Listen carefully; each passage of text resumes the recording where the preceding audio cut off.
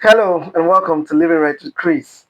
My name is Chris Isweke, and I am excited to welcome you to another episode in our weekly series. This month we are looking at gratitude. Having gone through the year, being the last month of the year, it's just wisdom to look back and be grateful for how far we have gone. Last week we focused on gratitude to God, and we said that gratitude is a mindset, and it's not just that actions that we portray, but it is who we are.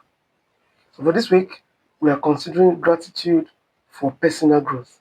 That is being thankful to yourself. The truth is, many people forget to thank themselves for the battles they fought in silence, their consistency that they've maintained over a period of time, and the progress that they have made. And ending the year with self gratitude will help us see strength that we didn't know exist in us. It will restore confidence, it will heal self doubt, and it will help highlight how far we've actually come. Self gratitude is like giving yourself a very warm hug. It means you're appreciating who you are, you're appreciating your efforts, and you're appreciating your wins, whether they are big or they are small. Most times we so zoom our attention on the big wins, which are not really often, and we forget the small wins which come often and they are common. So it is when we focus on the small wins that help us to consistently, frequently celebrate ourselves. So our attention should focus even more on the small wins other than the big wins. This will help us boost our confidence, it will reduce our stress, and it will help us vibe to a better life. Self gratitude is most powerful when life is difficult. What it does is that it shifts our attention from the problem to God's faithfulness. And like I said last week, that we do not most times focus on the things that we have, the things that God had made available for us. Our focus is majorly on the things that we are yet to get. And that is why we have not had reasons to be thankful, right? So if we focus our attention on the things that we've been able to do, we will see reasons to be thankful first to God, like we said last week, and to, you know, pat ourselves at the back and say, well done, you have done well. You know. So when we shift our attention from the problem to God, it helps us build our resilience and it helps us strengthen our emotional stability. Gratitude brings um, a lot of positivity. It makes you optimistic rather than pessimistic. And gratitude during challenges, you don't just deny the pain, but it gives you the strength and clarity you need to live above the pain. So even when the pains are there, being grateful does not take away the pain, but it gives you the right perspective through that pain. And what it helps you do is to enable you manage the pain to the point that it will not break you. So as you think deeply on the things that you have achieved in the year, no matter how small they are, you know, put on the garment of gratitude to yourself, celebrate your wins. And if you do that, you will see that you are having a positive attitude towards life and you'll be happier. You live a happier life.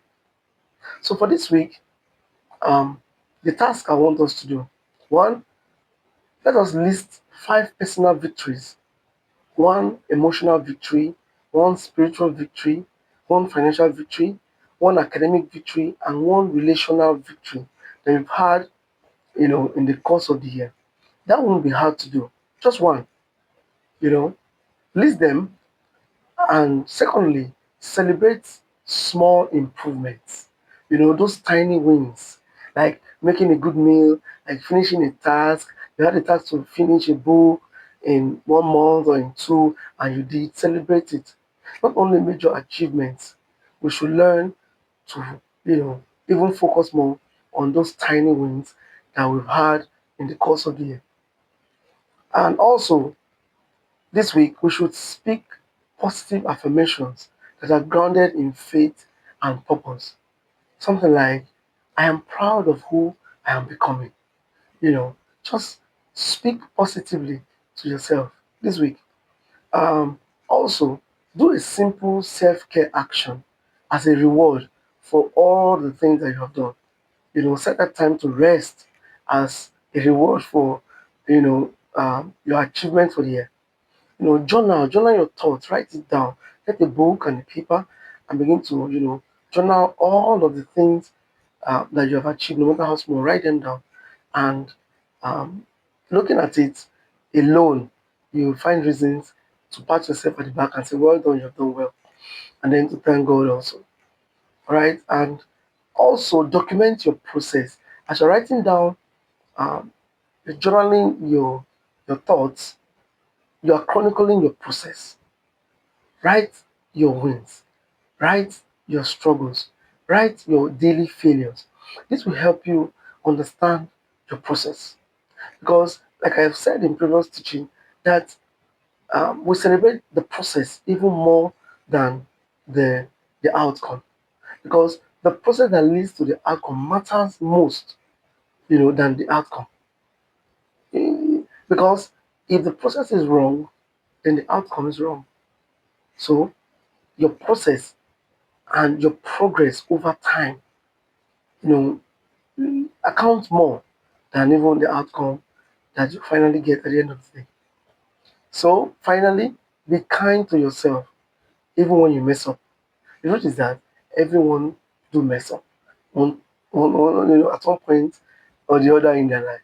So be kind to yourself. Do not condemn yourself, but show, you know, extend grace, like we say, to yourself. Show a little kindness to yourself. Celebrate your win. Give yourself a little treat. You know, you can have a retreat as um, a self-care reward for yourself, where you can declutter from all of the craziness, that have happened in the course of the year. I want to end on the note that it is good that we celebrate ourselves, because it helps fuel our action.